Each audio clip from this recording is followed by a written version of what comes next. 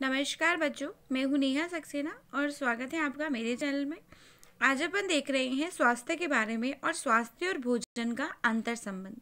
तो ये टॉपिक बहुत ही इम्पोर्टेंट है। इस वीडियो को स्टार्ट करने से पहले मैं आप सभी से रिक्वेस्ट करती हूँ कि please subscribe my channel and share my videos and most important घंटे का बटन दबाना ना भूलें, ताकि जितने मैं वो तुरंत आप तक पहुँच जाएँ।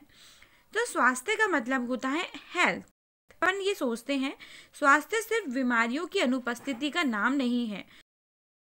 स्वास्थ्य विभिन्न लोगों में अलग अलग तरीके से होता है। विश्व स्वास्थ्य संगठन WHO के अनुसार स्वास्थ्य सिर्फ रोग या दुर्बलता की अनुपस्थिति ही नहीं होता, बल्कि एक पूर्ण शारीरिक, मानसिक और सामाजिक खुशहाली की स्थिति होता है। अर्थात वह व्यक्ति जो फिजिकल, मेंटल और सोशल रूप से खुशहाल है, वो व्यक्ति क्या कहलाएगा? स्वस्थ व्यक्ति कहलाता है। अब भाई स्वास्थ्य के विभिन्न आयाम होते हैं, बहुत सारे पॉइंट्स होते हैं।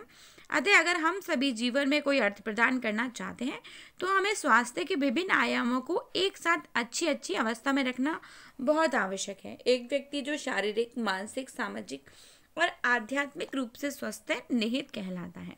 अब भाई अपन देखते हैं कि शारीरिक स्वास्थ्य का मतलब होता है, शारीरिक स्वास्थ्य शरीर की स्थिति को दर्शाता है, जिसमें व्यक्ति की संरचना, विकास, कार्यप्रणाली और रखरखाव शामिल होता है। ठीक है।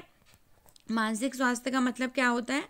मानसिक स्वास्थ्य भावात्मक और आध्यात्मिक लचीलेपन से होता है, जिसे हम अपने जीवन में दर्द, निराशा और उदासी की स्थिति में जीवित रखने में सक्षम होते हैं। अब अपने अंदर दर्द भी नहीं होगा, निराशा भी नहीं होगी और उदासी भी नहीं होगी, तो वह व्यक्ति मानसिक रूप से क्या होगा? स्वस्थ कहलाएगा। और सामाजिक स्वास्थ्य का मतलब होता है, सामाजिक स्वास्थ्य से तात्पर्य है व्यक्ति विशेष को समुदाय में सामंजस्य बिठा पाने की क्षमता से होता है। एक सामाजिक रूप से अपन स्वस्थ व्यक्ति वह देखते हैं जो कि समाज में परोपकारी होता है, सहिष्णुता होता है, सचेतता के गुण होते हैं।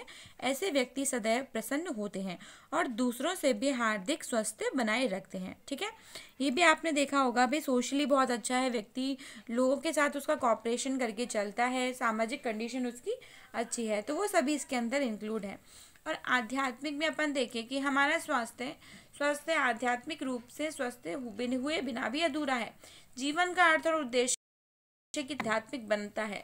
प्रार्थना और योग के माध्यम से व्यक्ति अपनी आध्यात्मिक आंतरिक क्षमता को क्या करता है? बाहर निकालता है। अपने चित्त में, मन को सदैव क्या करता है? शांत करता है। ठीक है। अब अपन देखते हैं कि भोजन एंड स्वास्थ्य में अंतर संबंध का एक चित्र अपन को दे रखा है। प्रति व्यक्ति आय क्या होती है, उससे डिपेंड करता है कि हमारा भोजन किस प्रकार से होगा। और दूसरी बात, संतुलित भोजन के बारे में अज्ञानता, ये भी हमारे भोजन को प्रभावित करती है। प्रति व्यक्ति भोजन की कम उपलब्धता भी प्रभावित करती है। शरीर में पौष्टिक तत्वों की कमी हो जाती है। अब भाई व्यक्ति को ये पता ही नहीं है कि हमें किस प्रकार भोजन लेना चाहिए, तो ये अज्ञानता कहलाती है। और इस कंडीशन में शरीर में पोषक तत्वों की क्या हो जाती है? कमी हो जाती है। अब भाई पोषक तत्वों की कमी हो जाएगी तो शारीरिक क्षमता जो होती है वो स्वतः ही कम हो जाती है। व्यक्ति का वृद्धि और विकास में रुकावट आ जाती है। प्रदूषित वातावरण हो जाता है। व्यक्ति जल्दी से संक्रमित हो जाता है और व्यक्ति क्या हो जाता है भाई? रोगग्रसित हो जाता है। अब दूसरी बात अपन इधर से देखें तो शरीर में पौष्टिक तत्वों की कमी हो जाने से उत्पादन वायु में क्या हो जाती है? कमी हो जाती है।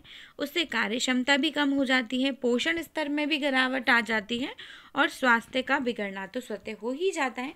तो ये सारी कंडीशंस होती हैं भोजन एवं स्वास्थ्य में अंतर संबंध के लिए।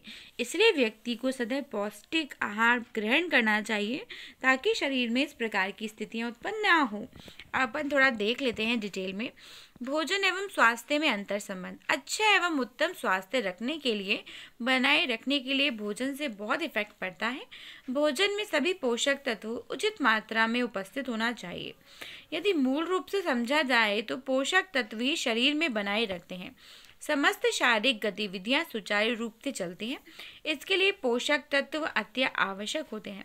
पोषक तत्व के अभाव में पोषण स्तर में गिरावट आ जाती है। शरीर में रोग ग्रसित हो जाता है। बच्चों के पोषण स्तर में कमी के कारण उनके शारीरिक एवं मानसिक विकास में बाधा उत्पन्न हो जाती है। शारीरिक विकास में धीमे होने पर शरीर के रोगग्रस्त होने से मनुष्य की कार्यक्षमता क्या हो जाती है, कम हो जाती है, जिसके विपरीत प्रभाव उत्पादन व जीविकोपार्जन पर पड़ता है। अतः यह पौष्टिक तत्वों की कमी में उपलब्धता या कमी लाता है। इस चक्र में इस प्रकार चलता ही रहता है। तो आपने क्या देखा कि भोजन का पोषण के शरीर के साथ बहुत अधिक इफेक्ट करता है। अगर अपन संतुलित भोजन ग्रहण करेंगे तो व्यक्ति स्वस्थ रहेगा, शारीरिक, मानसिक और सामाजिक रूप से। आज के वीडियो में इतना ही। अगर अच्छा लगा तो प्लीज़ सब्सक्राइब करिए मेरे चैनल को, शेयर करिए और घंटी का बटन दबाइए। धन्यवाद बच्चों।